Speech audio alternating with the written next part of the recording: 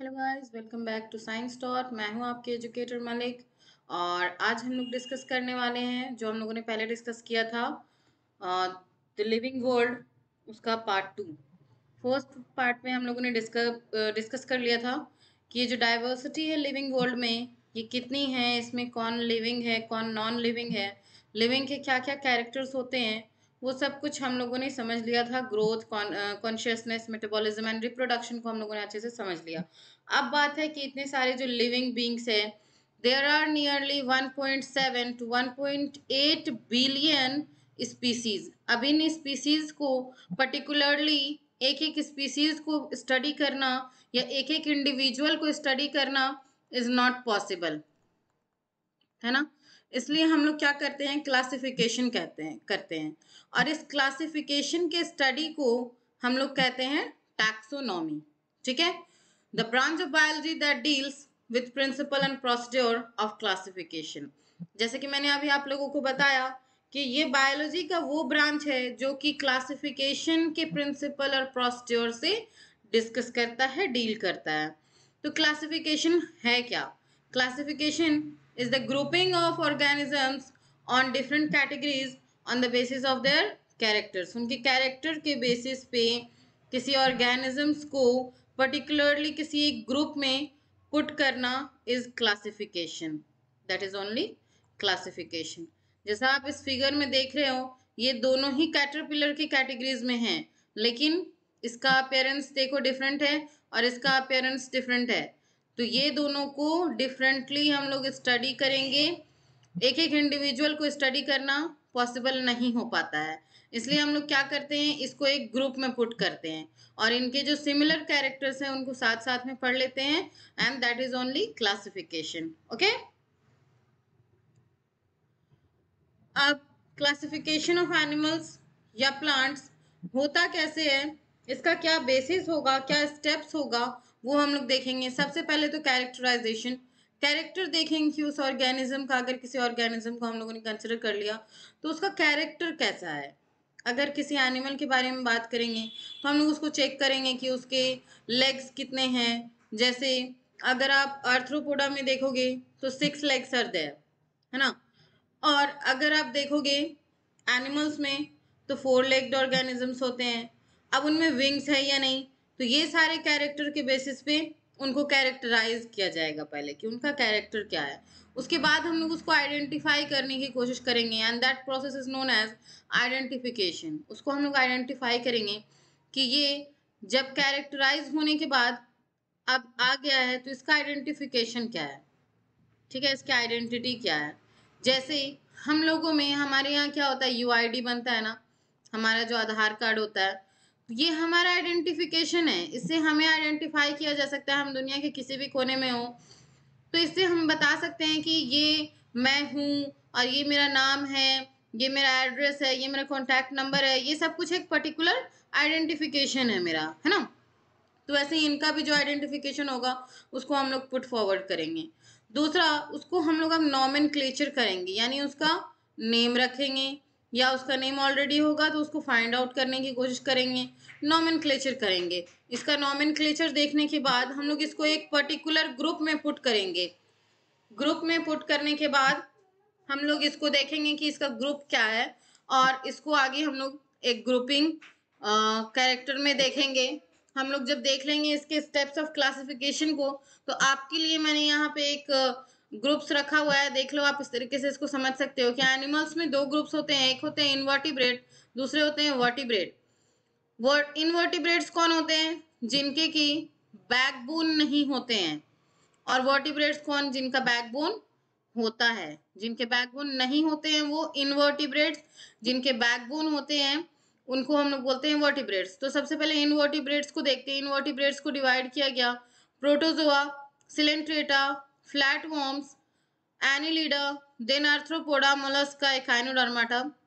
ये सारे जो हो गए ये इनवर्टिब्रेट्स हो गए। इनको हम लोग डिटेल्स में जब हम लोग क्लासिफिकेशन पढ़ेंगे, क्लासिफिकेशन ऑफ ऑर्गेनिजम्स, तो आगे हम लोग अच्छे से डिटेल्स में पढ़ लेंगे। अभी मैं सिर्फ आपको एक एग्जांपल से समझा रही हूँ, तो आप इसको देख लो। दूसरा हमारा होता है वर्टिब्रेट्स। वर्टिब्रेट्स को जब क्लासिफाई किया गया तो ये आ गए इनके फर्स्ट क्लास। फिशेज यानी फिशेज, दूसरा होता है reptiles, then we have birds and amphibians and then mammals. ठीक है, इस तरीके से ये हमारा क्लासिफिकेशन हो गया।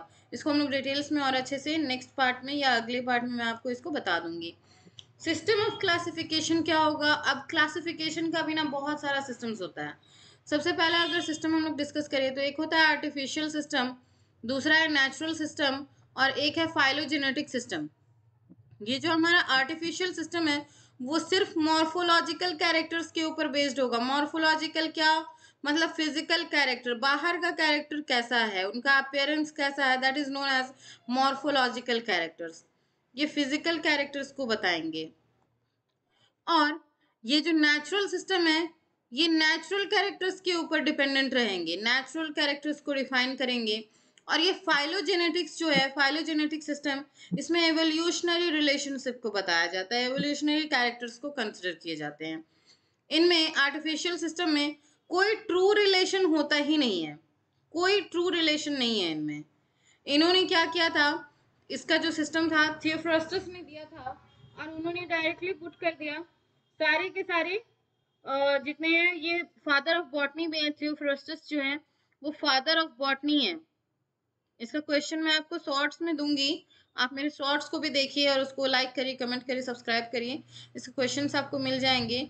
ये फादर ऑफ बॉटनी है, तो इन्होंने जो दिया था ये आर्टिफिशियल सिस्टम दिया था और उन्होंने कुछ कैरेक्टर्स को ही कंसिडर किया, सिर्फ मॉर्फोलॉजिकल कैरेक्टर्स, और इनमें कोई भी एक दूसरे से पर्टिकुलर रिलेशन था ही नहीं इनके बीच में। अब नेचुरल सिस्टम जब आया तो इनके पास ट्रू रिलेशन आ गया, इनका ट्रू रिलेशन होता है। और इस सिस्टम को किसने दिया था? बेंथम एंड हुकर ने दिया था। फाइलोजेनेटिक रिलेशन, फाइलोजेनेटिक सिस्टम जो होता है वो भी एक ट्रू रिलेशन बेस्ड है सिस्टम, है ना। और इस सिस्टम का एग्जाम्पल एंगलर एंड प्रेंटल्स ने दिया था और दूसरा हचकिंसन ने बताया था। ठीक है, इसके डिटेल्स मैं आपको नेक्स्ट वीडियो में दूंगी।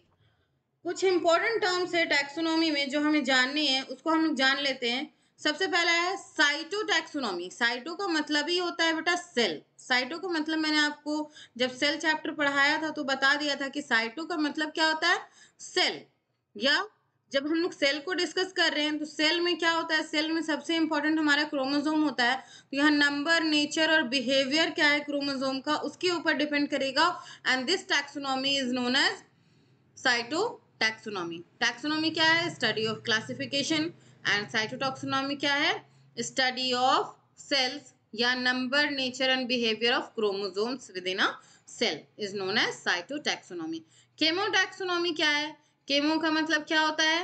केमिकल्स। मतलब ये किसको डिस्कस करेंगे? ये नेचर को डिस्कस करेंगे कि सेल के अंदर जो केमिकल्स होते हैं, केमिकल चेंजेस, वो किन की वजह से हो रहे होते हैं? डीएनए और आरएनए की वजह से हो रहे होते हैं। तो इनके स्टडी को हम लोग बोलते हैं chemotaxonomy. Now what is phenetics? Phenetics का मतलब होता है वो टैक्सोनॉमी जो कि बेस्ड होता है नेचुरल कैरेक्टर्स के ऊपर। ठीक है। डेंड्रोग्राफ क्या होता है? ये ग्राफिकल रिप्रेजेंटेशन है, ये ग्राफिकल रिप्रेजेंटेशन है फेनेटिक्स का। फेनेटिक्स का रिप्रेजेंटेशन ग्राफ में, इसे हम लोग डेंड्रोग्राफ कहते हैं। क्लैडेस्टिक्स क्या है? Taxonomy based on phylogeny. Phylogeny के बेस्ड जो टैक्सोनॉमी होते हैं उसको हम लोग क्लैडेस्टिक्स कहते हैं। और इनके ऊपर जो ग्राफिकल रिप्रेजेंटेशन होगा उसको हम लोग बोलेंगे क्लैडोग्राम। ओके। सिस्टमेटिक्स क्या है? Systematics is the principle and procedure of classification based on phylogeny along with natural characters. Natural characters के बेस्ड पे हम लोगों को डिस्कस करना है प्रिंसिपल और प्रोसीड्योर क्लासिफिकेशन का फाइलोजेनी के बेस्ड पे along with their natural characters, उसे हम लोग कहते हैं सिस्टेमेटिक्स। Systematics okay. नॉमेनक्लेचर कैसे किया जाता है? किसी भी ऑर्गेनिज्म का नाम कैसे रखेंगे? नॉमेनक्लेचर क्या है? Nomenclature is the naming of an organism. कैसे होगा? इसको दिया था कैस्पर्ट बॉहिन ने अपने बुक पाइनेक्स में लिखा है। ये बुक है जिसका नाम है पाइनेक्स, इसको आप सर्च करके देख सकते हो। इसमें इसमें इन्होंने बताया कि पॉलिनोमियल जो भी होंगे ना उनको रिप्लेस कर दिया जाएगा बाइनोमियल या ट्राइनोमियल में। जैसे किसी का नाम होता है ना, जैसे आपने वो वाली मूवी देखी होगी क्या नाम मुझे याद नहीं आ रहा, जिसमें रेन गोपाल अय्यर, चिन्न स्वामी रेणुगोपाल अय्यर, इस तरीके से उन्होंने बताया अपना नाम। तो उन्होंने बोला कि नाम बताते बताते गोवा पहुंच जाएंगे, अगर आपको वो सीन याद हो। तो इस तरीके से जो पॉलिनोमियल्स है, इतने सारे जो नाम्स है ना, उनको कट आउट करके only you have to take the binomial और द ट्राइनोमियल। और ये जो बायनोमियल सिस्टम ऑफ नोमेनक्लेचर आया, तो इसे कार्ल वोन लीनियस ने दिया, और उन्होंने खुद का भी नाम चेंज कर लिया। जिनका नाम था कार्ल वोन लीनियस, उन्होंने अपना नाम क्या कर लिया, कार्लस लीनियस, है ना। और एक एग्जाम्पल आपके सामने है मैंगीफेरा इंडिका। जैसे कि मैंगीफेरा, ये मैंगो का नाम होता है मैंगीफेरा, मैंगीफेरा इंडिका। तो ये 2 नेम्स सिर्फ होंगे, 2, है ना। और यही हो गया बायनोमियल नोमेनक्लेचर, सिर्फ 2 नाम के ऊपर ही एक स्पीशीज का नाम रखा जाएगा। आईसीबीएन के बारे में डिस्कस कर लेते हैं। जब नोमेनक्लेचर डिस्कस कर रहे हैं तो आईसीबीएन डिस्कस ना करें, ऐसा हो ही नहीं सकता। आईसीबीएन है क्या, international code for botanical nomenclature. जो भी प्लांट्स वगैरह के नाम हैं वो इनके रूल के अकॉर्डिंग ही होंगे। तो इनका रूल्स क्या है वो हम लोग जान लेते हैं।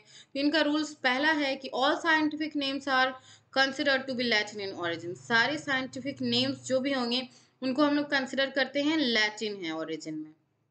दूसरा, ये नेम जो होंगे वो इटैलिक्स में लिखे होंगे। जैसे कि मैंने आपको यहाँ पे एक एग्जांपल में मैंगीफेरा इंडिका, ये देखो आप लोग यहाँ पे देख रहे हो, ये देखो इस तरीके से ये इटैलिक्स में लिखे गए हैं मैंगीफेरा इंडिका। अगर आप इसको टाइप कर रहे हो तो ये इटैलिक्स में लिखे होने चाहिए।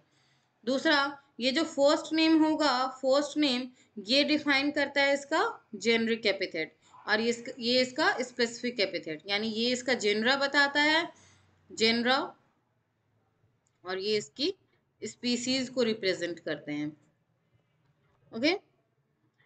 और ये अगर हैंड रिटन होंगे, अगर इसको हैंड से हम लोग रिटन राइट करेंगे, जैसे देखो मैंने यहाँ पे लिखा है मैंगीफेरा इंडिका, तो मैंने मैंगीफेरा अलग लिखा है और इंडिका अलग लिखा है, और दोनों को सेपरेटली अंडरलाइन किया है। 1 टाइम इसको अंडरलाइन किया एंड 1 टाइम इसको अंडरलाइन किया, अलग अलग से अंडरलाइन करना है ना। और ये जो जेनरिक नेम होगा ये कैपिटल लेटर से स्टार्ट होगा। ये जो जेनरिक नेम होगा वो कैपिटल लेटर से स्टार्ट होगा, और स्पेसिफिक नेम जो होगा वो स्मॉल लेटर से स्टार्ट होगा। और नेक्स्ट वाला रूल ये है कि अगर साइंटिस्ट का नाम यहाँ पे लिखना होगा तो वो एब्रिविएशन में लिखना होगा और रोमन में होगा। जैसे लिनियस ने दिया था तो मैंगीफेरा इंडिका लिन, ठीक है, रोमन में ये लिखा होगा। क्लियर है आपको। ये देखिए मैंगीफेरा का यहाँ पे मैंने एक एग्जाम्पल भी दे रखा है आपको, मैंगीफेरा इंडिका। और पैंथेरा लियो, पैंथेरा लियो किसका नाम है, लायन का। ये आ गया आपका एनिमल्स वाली बात। लेकिन फिर भी यहाँ पे मैं एक एग्जाम्पल आप लोग को दे रही थी, इसलिए मैं आपको ये बता दे रही हूँ, पैंथेरा लियो मतलब लायन। ओके, एनिमल्स के नेम में आ गया ये।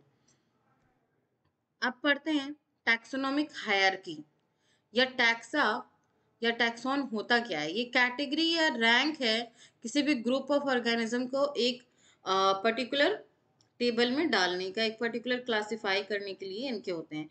तो इनमें एक्चुअली जब हम लोगों ने देखा तो इस तरीके से देखिए, किंगडम है तो ये एनिमेलिया है, किंगडम एनिमेलिया या किंगडम प्लांटे या किंगडम फंजाई या kingdom Protista and kingdom Monera, ये सारे होते हैं। उसके बाद किंगडम से नीचे जो क्लासिफिकेशन है वो है फाइलम। फाइलम में कौन कौन आएंगे, आर्थ्रोपोडा या 34 अदर फाइला भी यहाँ पे हैं, वो आ जाएं।